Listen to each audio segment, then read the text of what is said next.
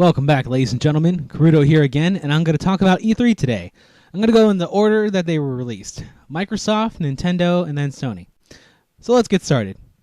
Okay, as a disclaimer, I do not own a Xbox 360. I have played it at friends' houses, but if that doesn't interest you, go ahead and stop. But if you're still interested, keep listening. Okay, anyway. They started off with Call of Duty Black Ops, which I don't understand. This is not an Xbox 360 exclusive. Then they showed a little bit of a demo, and it seems okay. I mean, I've never been much of a console shooter guy, but if I were to play a Call of Duty game, I probably would play this one. But it was okay. Then they went on to say it was first on Xbox, and I want to say, who cares? I mean, timed exclusives are pointless. Next, they talked about Metal Gear Solid Rising. Metal Gear Solid creator Hideo Kojima came in and introduced the director for Rising, Shigenobu Natsuyama. And then he went on to talk about the Zandatsu idea. In Japanese, Zan means cut and Datsu means take. Then they showed a trailer of Raiden cutting open an enemy and then taking his mechanized insides. So that must be an integral part of the gameplay. As far as gameplay goes, Raiden goes around like a ninja cutting enemies, and what's really cool is it actually shows the angle at which you're going to cut. So you can knock an enemy in the air, he'll be falling in slow motion. You can cut wherever you want. It's kind of neat. I'm really looking forward to playing it. Although I have to say, I don't understand why they're advertising this as an Xbox 360 game where it is in fact a multi-platform game. So I don't know. Whatever. Next, they talked about Gears of War 3, and right off the bat, I gotta say, if they're trying to demonstrate the 4-player co-op, why do they only show one screen? Wouldn't it have made more sense to have the 4 people on stage playing the game show 4 different screens? Because they only showed the one guy, Cliff Bleszinski's perspective. So I don't think that was very well done. The game itself looks pretty good, so if you're a Gears of War fan, I'm sure you're gonna love this. Next, they showed off a trailer of Fable 3, which really doesn't say a whole lot. I mean, it's Fable, and it's probably going to be good. It's probably going to be an improvement. It's Microsoft's other franchise that does really well, so I hope it does really well. I always like the Fable games, and this one's bound to be pretty good. But at this point in time, it's really too early to say much else. Then they started talking about the main thing of their press conference, Kinect. That's Kinect. I guess it's supposed to be a combination of the words kinetic, as in to move, and connect, as in to connect things. I thought it was a pretty decent name. Probably one of the main things that they did was talk about ESPN On Demand for Xbox 360, where you can basically stream it to your 360. I thought that was really cool. I'm personally not much of a sports guy, but I can definitely see the appeal. That will do very well. I've had 2 commentators from ESPN come in and basically record, rewind, pick a team using Natal. They would say, Xbox, choose this team, and it would. I thought that was very cool. One thing I thought was odd, though, was one of the commentators was holding an Xbox 360 controller during the demo. Maybe I'm just reading too much into this, but it just seems a little suspicious. I said ESPN On Demand was available for all Xbox Live Gold members for no additional cost. Well, that was nice of them, I guess. No more than $50 a month. So, at this point, it just seems like they're talking about social electronic media, not really for games. Speaking of games, they talked about Kinect 6 launch games that I think come bundled with it. I'll list them in order that they were announced. The first one is Kinectables, as in Kinect Animals. It wasn't bad. It kind of reminds me of Nintendogs without a controller on a TV.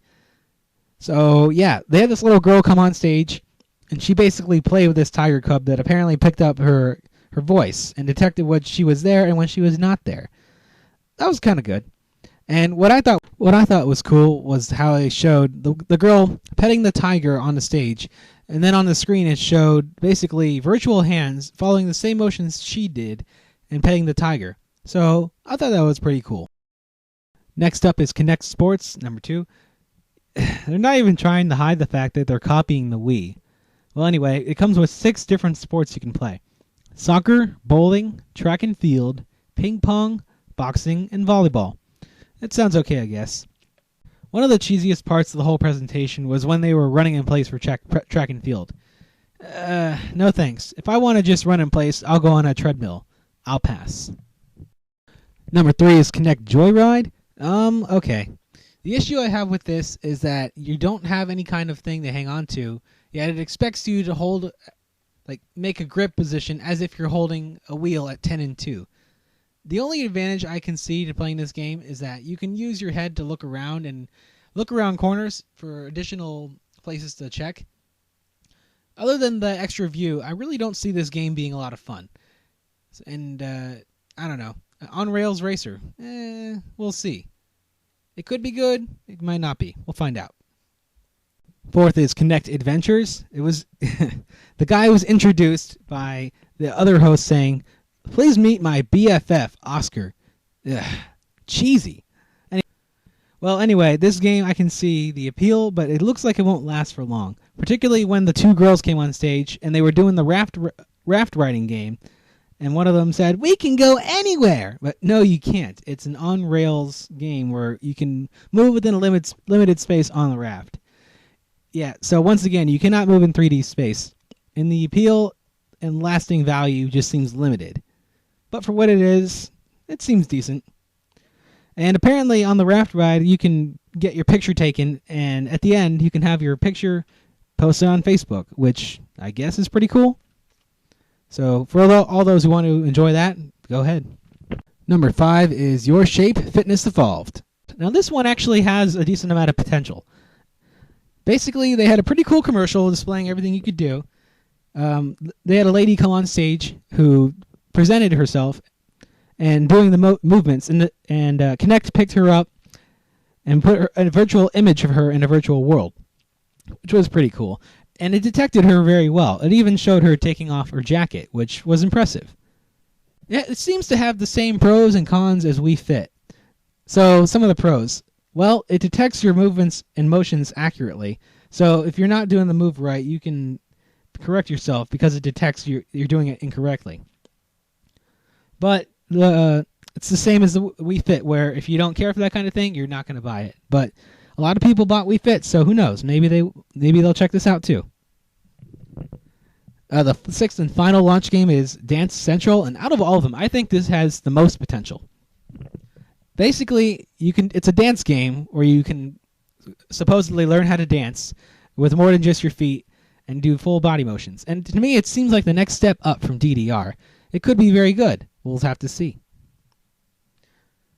So Kinect launches November 4th in North America with 15 launch titles. In addition to the 6 I mentioned, there's a lightsaber game from Star Wars. I don't know. Basically, you have to wait for the stormtroopers to come to you, you slash at them, and then when you're done, when you mow down all of those enemies, you just warp to the next section. Like, you boost ahead automatically. So, yeah, it doesn't seem like you can move in 3D space. But story games are fun. Who knows? Another car game, like I said, pretty much. And then the last thing they did was there was an Xbox 360 on display the whole time. They pulled it up, and apparently it was just an outer shell of the Xbox, and they revealed the newer, slimmer model. Now, they didn't call it the Xbox 360 Slim or anything. They referred to it as the 250 gigabyte model. And I gotta say, it looks pretty good. And apparently it has built-in Wi-Fi as well, which is definitely good news. However, if you already own an Xbox, in particular if you bought one within the past holiday season, it's kind of a kick in the balls. Mostly just because it has a $300 price tag, so people who got an Xbox 360 over the holiday paid for the same amount but got less. That kind of sucks. But for someone like me who's never gotten an Xbox, this is very good. Maybe it would be a time to get one in the near future. I don't know. And apparently this model is very quiet and just seems overall more well designed. Hopefully people who get this won't get the Red Ring of Death anymore. Overall, I would say Microsoft's conference was not nearly as bad as people made it out to be, if you look at it at a certain perspective. In terms of games, yes, it was quite disappointing. However, the introduction of Kinect presents a lot of new technological possibilities, like being able to watch movies without a remote, being able to interact with people in a new way without any kind of controller or a remote. I think it's very good. So I would say overall it was worthwhile, but as a gamer, yes, I would say it was fairly disappointing. Anyway, that's my thoughts on Microsoft's press conference. Thank you for watching, and stay tuned for the other two.